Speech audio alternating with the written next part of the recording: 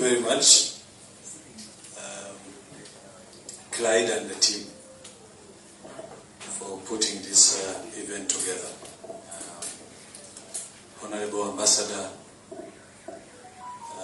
the Governor, and the security team of Busia District, and the entire business community. Good evening.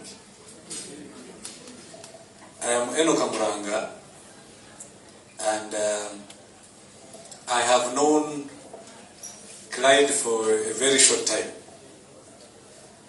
But for me, anything that involves supporting young people to push our Uganda ahead and Africa is a thing for me. I am, before anything else, I am a Pan-Africanist at heart. And even Muzei has been telling us, reminding us, that Pan-Africanism is what will take Africa forward.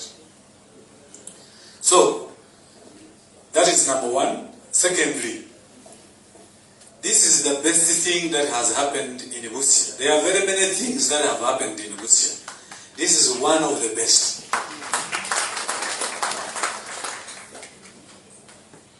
The people of Busia, if you ignore what Jitoleze is doing in Busia, then it means that as human beings, we are really we struggle with adjusting to change. That is normal for human beings. We struggle with adjusting to change. Number one, because we don't know what the change that is coming will bring. We are uncertain. Secondly, we are always comfortable with the status quo. We want the status quo. The mere fact that we are here, there is the banking sector, there is the transport, there is these small, medium-sized enterprises, and you are getting to know each other. That alone can drive Busia, can ignite collaboration on another level, and boost the economic growth of this area. Actually, I feel like we should even live here when we have cut out sponsors for this event moving forward. For us, we are already on board. We are willing to support Clide and his team in any way we can. So, I founded an organization called Lead Minds Africa, and the main mission of the organization is to really empower the next generation of leaders. The next generation of leaders. It is important to have what we call proximal leaders, leaders who know the community and live in those communities. It's very key. The most important transformative change that we can have in Uganda should start at the grassroots and go up. It is what changes our societies long term. Are we together? Uganda is the youngest, one of the youngest countries. One of the youngest countries with 80% of the population under the age of 30. We have almost 1.1 million businesses registered. Our gross domestic product is $42 billion US. But we have a population, I mean, it is around $45.56 US billion. It has grown from 2022 to 2023. Tremendous growth. And that has been ushered by the stability and the peace. Are we together? But to sustainably really have this growth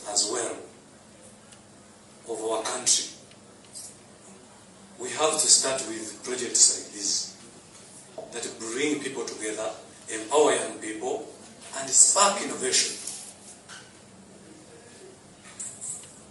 Are we clear? I had prepared, lots of things, lots of statistical figures, but we are out of time. We need to drive back to Kampala. But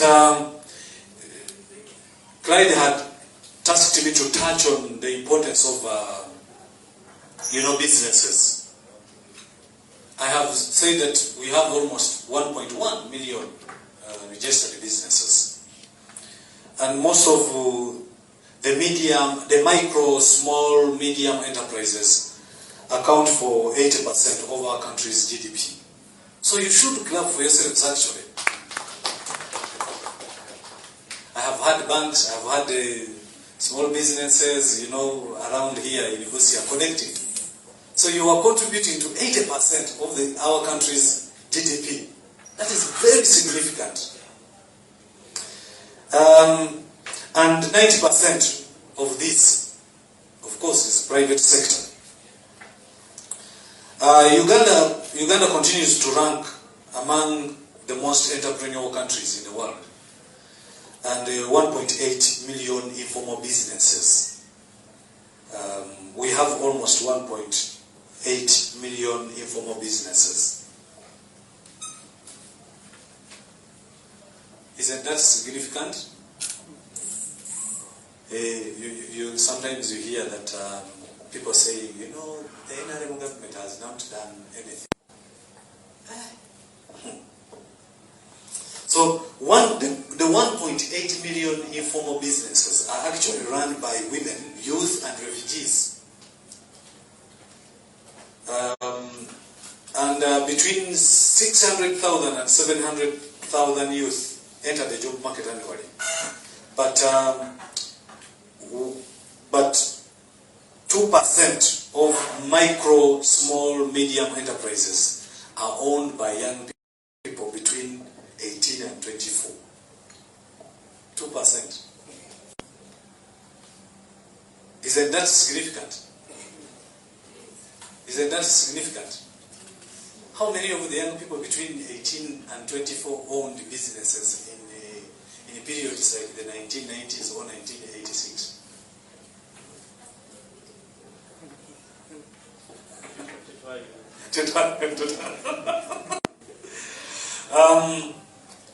So these businesses are spread in different sectors, and most of the most important, the highest is in the agriculture sector, 14%, followed by education and health sector, which is 13%, and recreation and personnel, which is 10%.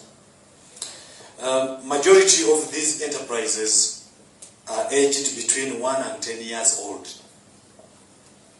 So it goes back to the other point I started with. We are the most enterprising country in the world, but sometimes we have the highest rate of failure for businesses. But the entrepreneurial nature of Uganda is highly visible. 9 out of 10 owners started up using their own funds. If you have started a business to contribute to the development of Uganda using your own capital, clap for yourself. We appreciate you.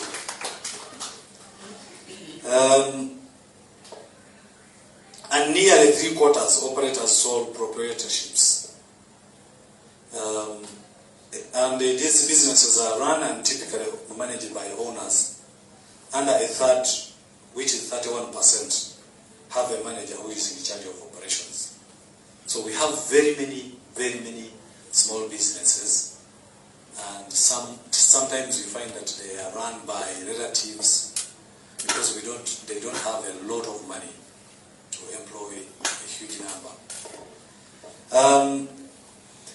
I will really not go into this whole presentation. Some of the serious constraints to business growth in Uganda is financial access, Yesterday I was speaking to the manager of Equity Bank. We were attending the Vusi Tembekayo's masterclass yesterday at Koro Airstrip. And there is a way Equity Bank is moving very fast to support small businesses. I was happy about the strategy the new manager is bringing. But also, Stanbic, I have banked with the Stanbic. They have an amazing product for NGOs, which I like so much. So it is very significant that small, medium enterprises access finance in Uganda, because all the most developed countries in the world have been transformed by entrepreneurs, by businesses. That is a fact. I've had an opportunity to travel to different countries.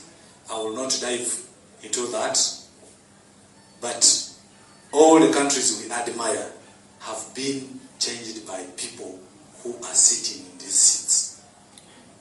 The ones that wake up every day, open their small shop, pay taxes, sell products. So again, clap for yourselves. Honorable Ambassador, we are very happy. I started having an idea of starting the organization that I run today at the age of 26. We are registered in Uganda and the United States. In the US, we have what is called the 501c3 status, which is tax exemption. So I have a foundation registered there. I have worked previously. I worked for 8 years in international NGOs and learned the knowledge. Then moved on to found my own organization.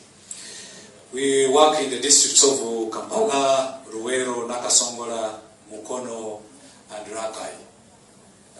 In the next 3 years, we want to expand to other districts, but also to countries like Kenya, Tanzania, and maybe Rwanda. So I thank you very much for the opportunity. I am not going to go into this whole presentation. I can leave the presentation, even the soft copy, with Clide. So thank you for having us. I appreciate the work we do. This is something that should not stop today. It should go on. The most successful people are people who network, are people who collaborate. The thing that I have found out of experience in Uganda is that when people start businesses or start organizations, they want what they have started to be theirs. So when you come to negotiate a partnership with them, they are like, but what is his agenda? What is her agenda? Huh? But in the businesses, we even have what is called mergers. You can merge with someone, acquire new markets, and really succeed. So, as I leave, I want to encourage the business community in Busia that this is the greatest opportunity, this is the best platform. That is number one. Number two, network and network and network. The boundaries of your communities will end up becoming the boundaries of your life unless you work so hard and break them. One of the ways you have to break the boundaries of Busia and expand to other territories and shine like a star is to collaborate, to partner, and do significant business. I thank you very much.